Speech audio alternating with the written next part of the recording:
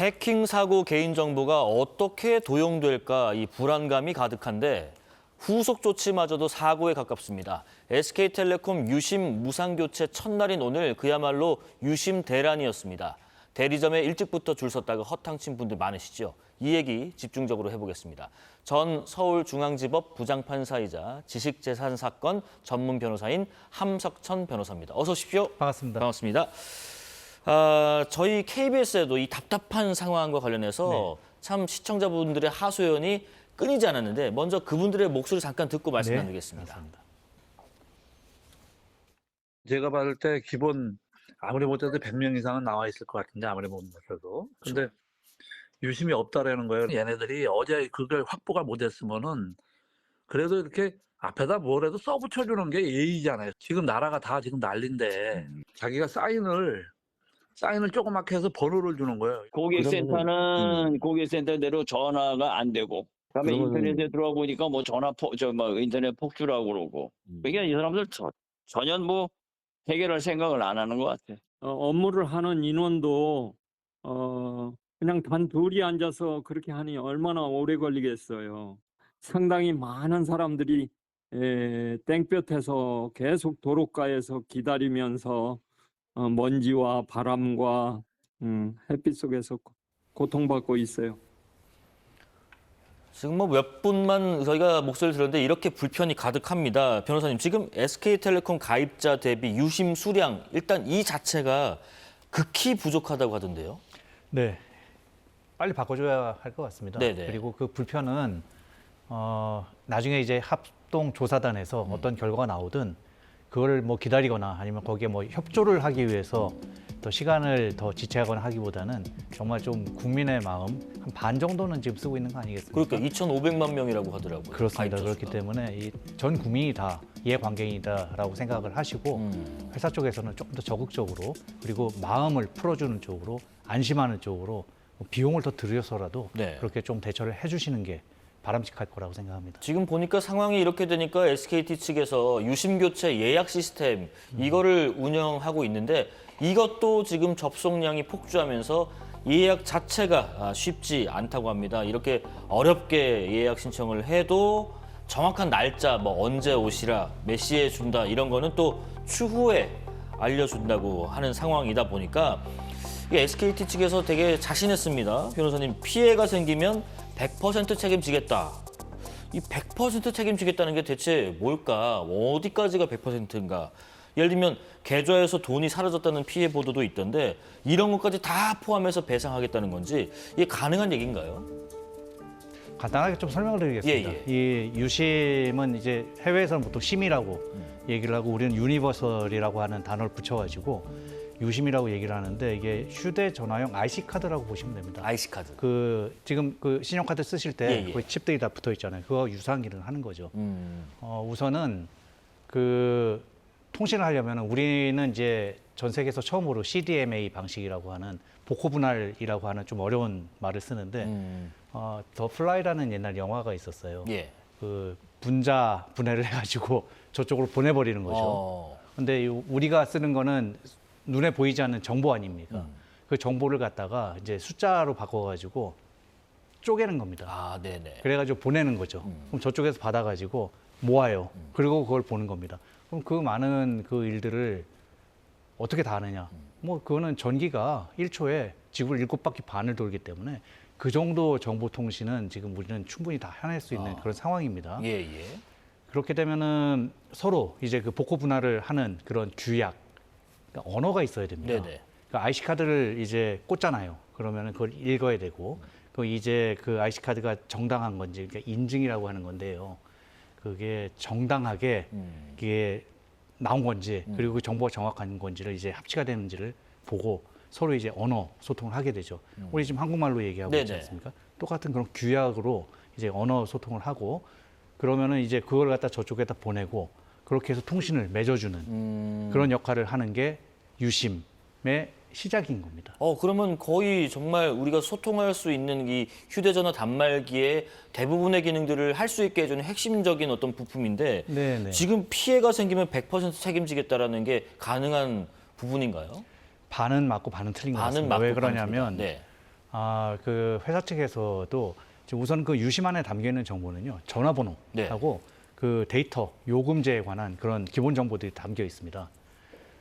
그 개인 식별 정보라고 하죠. 네. 그 개인정보보호위원회에서 이제 주로 보호를 하고 요새 굉장히 핫한, 전 세계적으로 핫한 개인정보 보호의 기본이 되는 개인 식별 정보는 정확하게는 그 유심에 다 담겨 있지는 않습니다. 전화번호에다가 네네. 이제 여러분들 그 뭐 금융 서비스를 이용하거나 아니면 어디 가입을 하거나 네. 사이트에 하실 때 잘 생각을 해보시면 단계가 있어요. 네네네. 이름 넣어야 되죠. 다음에 생년월일 조금 더 그 엄중하게는 주민등록번호, 그것도 암호화가 되는 거죠. 이제 뭐 주소도 넣고 예. 뭐 이제 이런 것들로 식별을 하지 않습니까? 이게 개인 식별 정보인데 그런 것들이 유심에 담겨 있지는 않습니다. 아, 그렇군요. 그러면은 피해 범위가 어디까지인지 나중에 뭐 재단을 해서 안 들어간 것에 대한 피해를 봤다는 것은 우리 SKT에서 책임을 안 질 테고, 들어간 것에 대한 피해가 나오면 책임을 질 테고, 뭐 그렇게 예상은 되는데, 또 하나가요. 정부에서 지금 SKT에 과징금을 매긴다거나 네. 피해자들에게 배상금을 내게 한다거나 하는 이런 법적 절차를 묻는 것도 좀 예상이 되는 부분인가요? 아마 당연히 그런 수순을 밟게 될 겁니다. 네네. 근데 다만 그 전에 그 합동 조사 예. 결과가 나와야 할 것이고 그 합동 조사 결과에 따라서 지금 굉장히 그 보안에 관한 고시들이 계속 아주 촘촘하게 시기적으로나 내용상으로나 촘촘하게 이거 해라 저거 해라 이거 해라 저거 해라 그래 고시들이 계속 나오고 있어요. 아, 네네.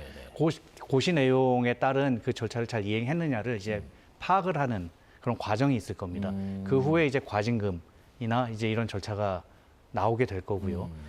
보통은 지금 그런 결과를 반영을 해서 네. 그 과징금이나 이런 것들을 매기게 되겠지만 여태까지의 경험상 현재 구글, 뭐 메타, 그 페이스북이죠 메타, 예, 그리고 예. 카카오 등을 상대로 해서 개인정보보호위원회나 아니면 과기정통부 등등에서 그 과징금이죠. 과징금을 그 부과한 사건들은 제법 있고요. 아, 네. 사실은 그 피해 정도로 따지자면은 이게 어떤 결과가 나올지는 아직 모르겠습니다만 여기서 나오는 어떤 피해 결과나 그런 걸 대비를 해서 아마 비교를 하게 될 텐데 지금 퍼져 있는 인식으로는 그것보다는 조금 더 엄중하지 않겠느냐 예. 하는 생각, 그런 인식들이 퍼져 있는 것 같습니다. 큰 피해가 좀 없길 좀 바라보겠습니다. 그리고요, 저 지금 안내하는 내용들 보니까 유심 교체 지금 대기하는 기다리는 기간에 먼저 유심 보호 서비스를 가입해 달라라고 이제 공지를 네. 하더라고요. 이게 유심 교체 효과와 뭐 같다. 그러면은 유심 보호 서비스만 가입하면 안심인 건지, 그럼 굳이 유심 교체할 이유가 없을 텐데, 이 지금 유심 보호랑 유심 교체의 차이, 이게 뭔가요? 약간 조금 그 과정을 설명을 드리면요. 네. 2022년에 LG U+의 그 심 스와핑이라고 하는 사건이 있었습니다. 그거는 조금 그 어떤 물리적인 힘이 가해져야 하는, 그러니까 훔치는 거죠. 아, 네. 빼가지고 네네. 그걸 이제 순식간에 이제 내 거에다가 집어넣고 이제 도용하는 그런 거였습니다. 그 후에 나온 게 뭐냐면 FDS라고 그래서 프로드 디텍션 시스템이라고 하는 소프트웨어나 어떤 시스템을 만듭니다. 네. 그게 프로드가 들어가는 건 이제 사기 방지용. 이상한 그런 그 행동이, 어떤 그 프로그램적인 이상이 발견이 되면 바로 그 차단을 해버리는 그런 서비스라고 보시면 되는데, 네네. 여기까지는 유심보호 시스템은 아닙니다. 근데 여기서 한 발짝 더 나갔다고 해야 할지 어떨지 모르겠는데 아주 극단적인 조치라고 저는 생각을 하는데, 그 유심보호 시스템은 그 유심하고 단말기를 용접을 해버렸다. 저는 그냥 이렇게 생각하시면 이렇게 설명을 해드리면 될 것 같아요. 예. 붙여버린 거예요. 단말기하고 유심의 정보를 붙여가지고 그거를 만약에 뗀다. 그러면은 작동을 안 하는. 그런 원리. 이걸 떼가지고 이리저리 옮길 수 있는 게 아니고요. 네네. 그래서 아마 그 저기 이용자들께서 공지를 보고 유심보호 서비스를 가입을 하면 뭐 해제해라 그래서 한 3-4개 정도 무료 서비스를 해지를 한 기억이 나실 거예요. 예. 그걸 해야 들어갈 수 있게 만드는데 그건 주로 로밍이나 데이터 로밍과 관련됐던 그런 그 부가 서비스들이실 거예요. 그런데 네네. 그런 것들을 이제 해지를 해야 되는 이유는 붙여버리기 위한 겁니다. 그래서 그거를 갖다가 그 용접을 다시 떼내고, 쉽게 말하면은 그게 가입이 돼 있는 상태에서는 전화기 단말기를 바꾸기가 어렵거나 불가능해집니다. 아, 그 원리군요. 지금 그 말씀하신 것처럼 유심을 교체 안 하면 범죄자들이 유심 정보를 이용해서 심 스와핑을 할 수 있다고 하고, 그리고 지금 피싱하고 스미싱 공격도 등장하는 상황인데 여기에도 주의가 필요한지 궁금합니다. 예, 아까 그 처음에 예. 주셨던 질문에 대해서 조금 더 연장해서 설명을 드리면은요. 심 스와핑은 사실은 이렇게 어떤 물리적인 힘이 가해져가지고 절도를 전대로 하는 그런 거기 때문에 약간 요소 하나가 좀 맞지 않을 수는 있고요. 그 유심 칩안에 들어있는 것만 가지고 개인 식별 정보다라고 초창기에 아주 초창기에 그 좀 법원도 이제 그 IP나 지식재산 쪽에 이제 조금 더 공부를 해야 되는 시기에는 그런 적이 있었는데 지금은 그렇게 섣불리 얘기하지는 않습니다. 네네. 그 안에는 왜냐하면 전화 정보나 데이터 요금제에 관한 그런 어떤 사업상 필요한 그런 것들이 그런 것들만 담고 있기 때문에 그런데 이제 그 시민들께서 그리고 이제 우리 국민이 공포심을 느끼고 있는 건 뭐냐면 그 전에 네. 2014년 뭐 주기적으로 하여간에 그 KT부터 시작해가지고 LG U+, SKT도 있었던 것 같습니다. 그 정확하게 잘 모르겠습니다. 그 팩트 체크를 위해서 제가 그건 조금 삼가하고 그 이름, 네. 전화번호, 생년월일 뭐 이런 것들이 이런 정보들이 한꺼번에 유출됐던 적이 있어요. 누군가는 가지고 있다는 겁니다. 네네. 근데 그 사이에 주민등록번호나 이름 같은 건 변경이 되지 않았어요. 그럼 그런 정보하고 유심에 담겨 있는 전화번호나 데이터 정보, 그 인증값, 인증 키를 가지고 있어요. 그 유심에 그런 거하고 결합이 되면은 이제 이렇게 생각하시면 됩니다. 그 한 단말기에 유심이 하나 꽂혀 있으면은 네. 다른 데에서 그 유심을 갖다 꽂아 놓고 쓸 수 없어요. 그리고 만약에 한 단말기에 있는 인증값, 인증 키가 동일한 그 유심을 갖다가 이쪽에다 꽂아버리면은요, 복사를 하든지 해가지고 인지를 해버립니다. 그 서버에서. 예. 그러면 이쪽 거 그래가지고 알려주거나 차단을 해버리는 그런 시스템이 아까 FDS나 아니면 저 유심 저기 안심 예. 그 서비스인데 이제 그런 상황에서 유심만 가지고는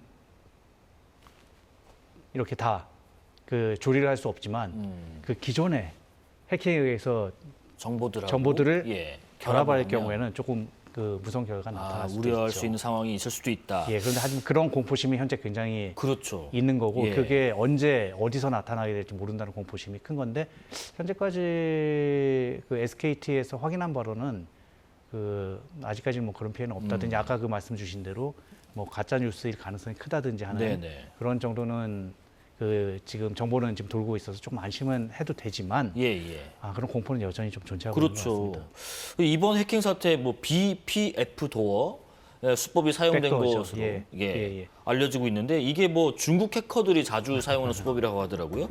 이게 무슨 수법인가요? 여기 좀 보안 체계에 대해서 좀 오픈 소스를 사용하는 리눅스 체계에서 주로 문제가 됐던 걸로는 알고 있습니다. 예. 현재 그 주변에 보면은 다 마이크로소프트만 쓰고 있거나 네. 아니면 애플 그렇죠. 그 iOS를 쓰고 운영체제가 있거나 그 정도, 네. 그 정도라고만 알고 계시지만 사실은 그 이공계에 이제 종사하시는 분들이나 그쪽 분들은 오픈 소스인 리눅스를 많이 쓰고 있어요. 예, 생각보다 많이 쓰고 네네. 계시고요. 그리고 그쪽으로 이제 조금 이게 뒷문을 열고 타고 들어오는 시스템이다 이렇게 이해하시면 됩니다. 그러니까 뭐 집이 있으면은 네. 이 컴퓨터랑 저도 이제 노트북 가지고 있잖아요. 네네. 이런 노트북이랑 집을 가지고 있는데 들어가는 방법이고 딱 키 눌러가지고 들어가면 되는데 그렇죠. 그 집을 생각을 해보시면 정문도 있고 후문도 있고 측면도 있고 창문도 있고 많이 있단 말입니다. 네. 들어갈 수 있는 구멍을 많이 만들 수 있어요. 어. 똑같아요. 이제 그런 식의 오픈 소스는 아무래도 어떤 그 중심이 돼서 그런 어떤 보안이나 이런 거를 갖다가 계속 업데이트를 하거나 공격을 받았을 때 그걸 차단하는 그런 서비스들을 알아서들 해결을 하셔야 되기 때문에 이제 그런 것들이 좀 취약할 수는 있습니다. 예. 하지만 이런 그 개념이 MS나 아니면은 저기 애플, 맥킨토시 iOS나 이런 데서는 불가능하다라고 하는 장담을 할 수는 있을까 하는 생각은 저는 딱히 이렇게 100% 그렇다고 얘기하기는 곤란할 수 있습니다. 네.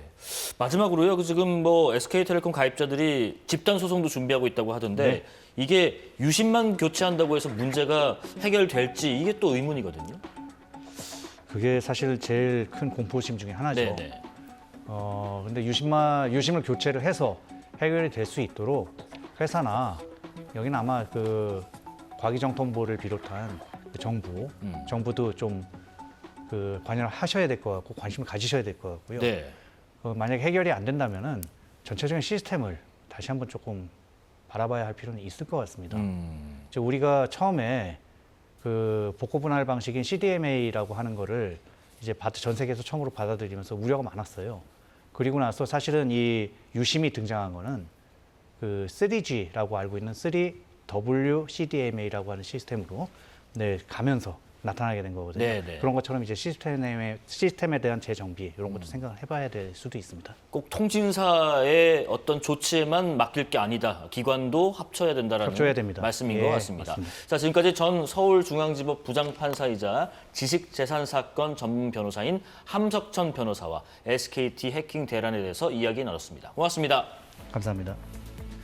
SKT의 해킹 사고 이후에 2,500만 소비자들을 달래기 위해서 일부 대리점에서는 대규모로 지원금을 주거나 최신 스마트폰을 공짜로 주고 있다고 합니다. 사고 이후에 미흡한 후속 조치로 고객 대응에 문매를 맞으면서도 혜택을 미끼로 가입자를 잡아두려는 대응 방식에 또 한 번 눈살을 찌푸린 분들이 많습니다. 자, 4월 28일 월요일 사사건건 여기까지입니다. 시청해주신 여러분 고맙습니다.